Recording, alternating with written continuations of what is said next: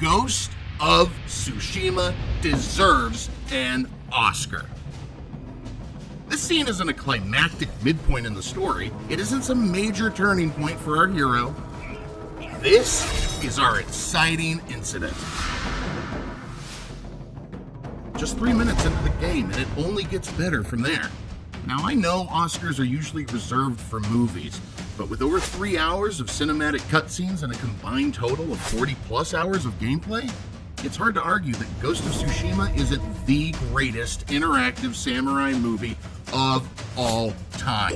And when we explore the samurai films that directly inspired Sucker Punch Productions to make this game, it only increases the feeling that you're diving into a movie. Jason Connell, the game's creative director, said in an interview with State of Play, "We have this great game that transports people back to feudal Japan, and Akira Kurosawa was one of our reference guides." If you don't know who Akira Kurosawa is, he is the godfather of samurai films and one of the most important directors in cinema history. Ghost of Tsushima pays homage to all great samurai movies. But 5 films really stand out when talking about Ghost of Tsushima: 7 Samurai, 13 Assassins, Ran, Yojimbo, and Sanjuro. Ghost of Tsushima takes what all these movies do well and dares to reach higher. Let's dig into what makes this video game a cinematic feat worthy of the highest honor in cinema. The main protagonist of the game is Jin, a noble samurai prince in the year 1274. When the massive Mongol army invades the shores of Tsushima, he stands with his uncle, Lord Shimura, and their small yet mighty band of samurai against the Mongols, led by the powerful Khotun Khan, grandson of Genghis Khan. But the samurai's courage is no match for the brutality, cunning, and size of the Mongol army. Jin and his uncle's forces are quickly devastated, leaving Jin as the lone savior of his island with a heavy moral choice to make. Stick to his strict samurai code, or do whatever it takes to protect the land he loves and save his uncle. At that moment, Jin becomes a samurai without a master, or, in other words, a ronin. Let's pause here for a sec because no word encompasses samurai cinema like ronin does.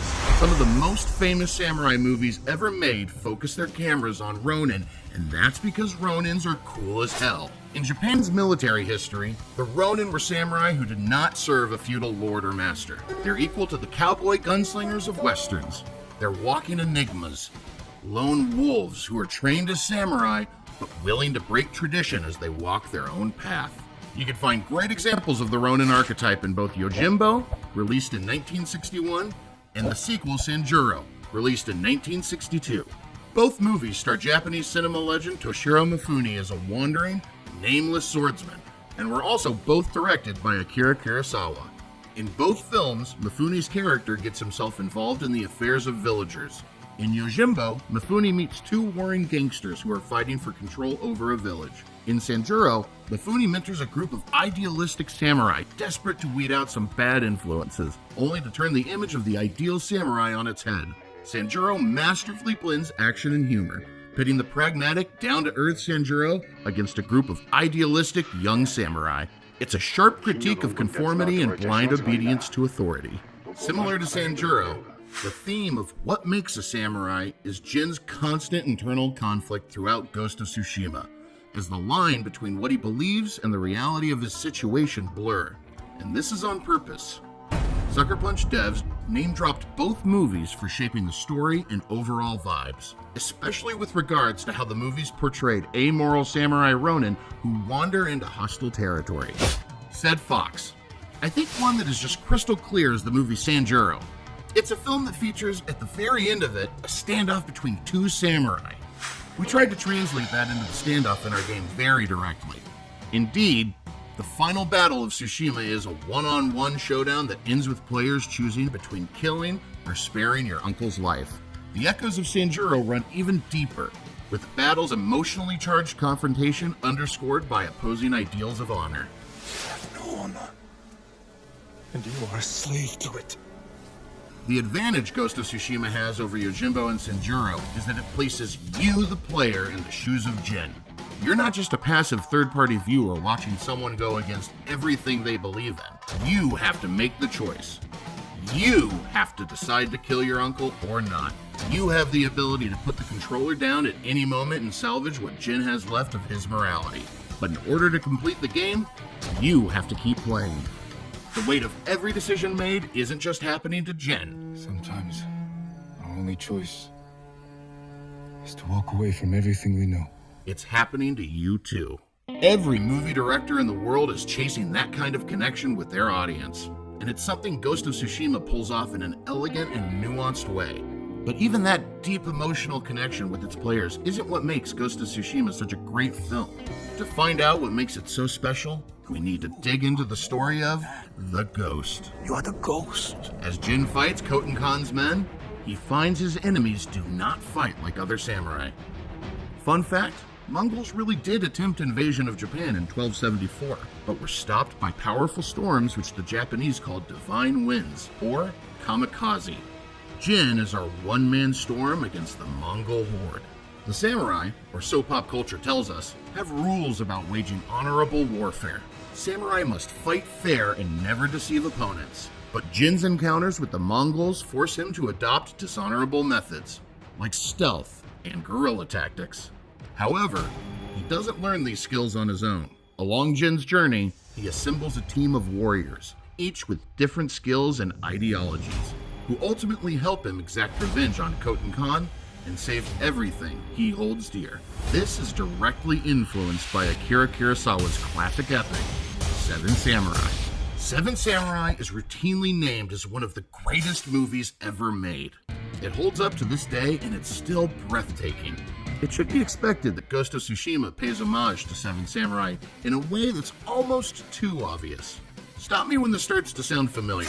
Seven Samurai tells the story of 7 ronin who assemble to defend a poor village from pillaging bandits. In Ghost of Tsushima, Jin recruits several talented allies. They include the warrior Lady Adachi, the archer Ishikawa, the con artist Kenji, the Buddhist monk Norio, siblings Yuna and Taka, and another swordsman of the Straw Hat Ronin named Ryuzo. Count them up and you've got 7 allies for Jin, though the story takes a few shocking turns with regards to their individual loyalties. Masako! Stand aside, Jin. It's impossible for me to think about what it is to be a samurai without picturing the warriors brought so vividly to life in this film. But these 7 warriors that you grow to trust with your life become more than just fighting companions. They become your family, individuals you truly enjoy and care about. That feeling is owed heavily to Ghost of Tsushima's amazing storytelling. Jin starts off as a one-note character, with honor, the samurai code, and living up to his uncle's expectations being his only focus. But as the game progresses, you're forced to make harder and harder decisions. You literally watch Jin transform from an idealistic young man into something more. The Ghost. Let's face it, being betrayed by your friend twice, having your blacksmith get beheaded, and consoling your trusty steed as it dies in your arms would change anyone. A character like Jin only comes through phenomenal pacing and storytelling. And Jin's story of growth and self-discovery is only made more impactful by the gorgeously dynamic world the video game builds around him.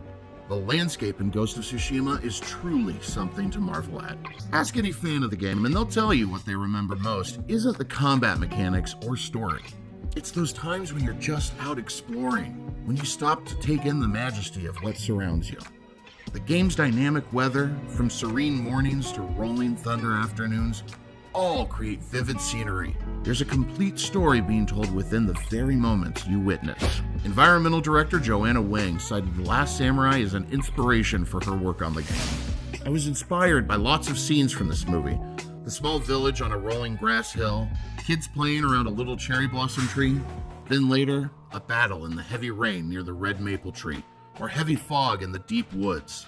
The color, the tone is all so well crafted for the story and has beautiful cinematography. And if you're wondering, yes, Tsushima is an actual island in Japan's archipelago. It's also the last name of actress Kekio Tsushima, who portrayed Shino in Seven Samurai. It all comes back to the movies. Another major influence in capturing the majesty of 13th century Japan is the 1985 epic Ran, one of the few movies in color by Akira Kurosawa. I promise we'll get to Kurosawa soon, but for now you should know he was also an impressionist painter. Ran is a smorgasbord of visual delights, from its attention to bold, vibrant colors to convey emotions, to its sweeping, lush landscapes. It's as if every frame was indeed painted by a visionary artist. It's no wonder why some critics call Ran the most beautiful movie ever put to film. Ghost of Tsushima is a spiritual successor to Ran. In a Games Radar interview, Jason Connell cited Ran with its excellent compositions, utilizing a castle, walls, banners, and armies. He even said, "When I think of samurai banners, I think of Ran." Rivaling the urban sprawls of Grand Theft Auto, the realms of Elden Ring, and the vast wilds of Red Dead Redemption 2, Ghost of Tsushima drew high marks for its stunning art direction that made its sandbox of Tsushima Island a sight to behold. That's the edge Tsushima has over Ran. You can't walk through Ran. You can't interact with the trees in Ran. There isn't anything more to discover than what's in front of you. But in Ghost of Tsushima, the world is literally yours to unravel. But what good is a beautiful setting if you don't feel like an actual samurai? That feeling can only come from razor-sharp combat, and Sucker Punch once again turned to movies for inspiration. Without katana combat that looked right, sounded right, and felt right, Ghost wouldn't succeed. We could look for inspiration in the great combat examples in classic and modern samurai movies, but the things that work in movies don't always work in games. And he's right. This scene from 2010's epic 13 Assassins is exhilarating. Hirayama, the guy in black, slices down his enemies with the deftness that only a trained killer can. But your heart doesn't race watching this scene like it does playing this scene. Every stroke of the blade, every dodge, every perfect parry is all thanks to the time you put into learning the controls, and boy, does it feel good. That adrenaline can be attributed to 13 Assassins. The controlled choreography, the enemies that don't stand around waiting for their cue, but always closing in on you. That delightful, panicked claustrophobia was heavily molded by this film. The movie's breakneck 40-minute climactic sequence shaped how the action of Ghost of Tsushima is meant to feel. But the Ghost of Tsushima takes the idea of fast-paced combat and elevates it by placing the sword in your hand and forcing you to train like a samurai in order to fight the invasion of your home. Assassins drew its own inspiration from past films, from none other than Akira Kurosawa.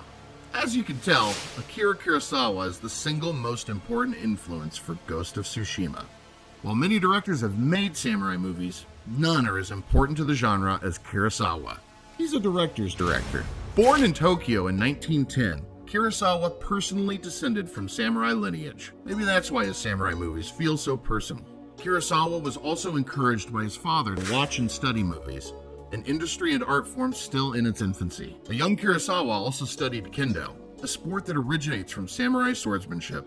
It was apparent early in Kurosawa's career that he was destined for greatness. His 1943 directorial debut film, Sanjuro Sugata, was a major commercial and box office success. Glimpses of what would later become his cinematic calling card, such as master-disciple relationship, tradition versus modernity, and using weather and nature as symbolic representations of his characters, were evident in his first feature film. Kurosawa was a master storyteller, blending innovative plot elements and themes. His iconic film Seven Samurai, which we've mentioned several times, introduced the now common plot device of assembling a team of heroes for a mission, influencing countless films across genres. His exploration of themes such as honor, duty, and the human condition are universal and resonate as strongly today as ever before.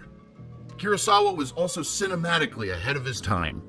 Unlike many directors of the era, he used telephoto lenses and multiple cameras to create dynamic action scenes. Known as the world's greatest editor, he cut together a tight narrative flow.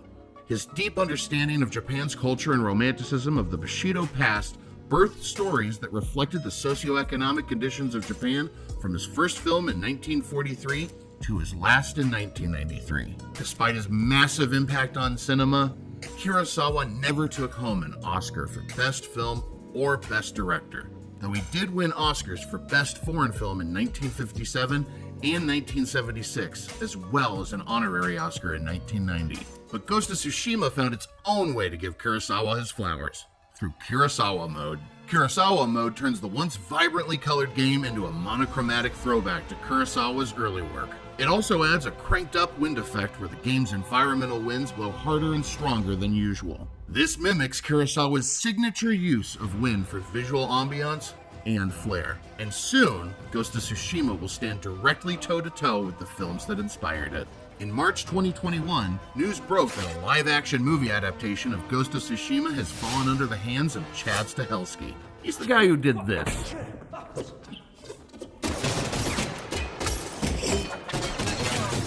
Now imagine what he can do with this. There's a lot of reasons to be excited for an actual Ghost of Tsushima movie. Stahelski is a great director who made the John Wick movies irresistible, so there's no reason to believe he couldn't do the same with the Ghost of Tsushima. However, even if the big screen adaptation crashes and burns like so many other video game movies, we'll always have Ghost of Tsushima the game. A modern cinematic masterpiece that even Akira Kurosawa himself would be proud of. So give Ghost of Tsushima an Oscar. It earned it.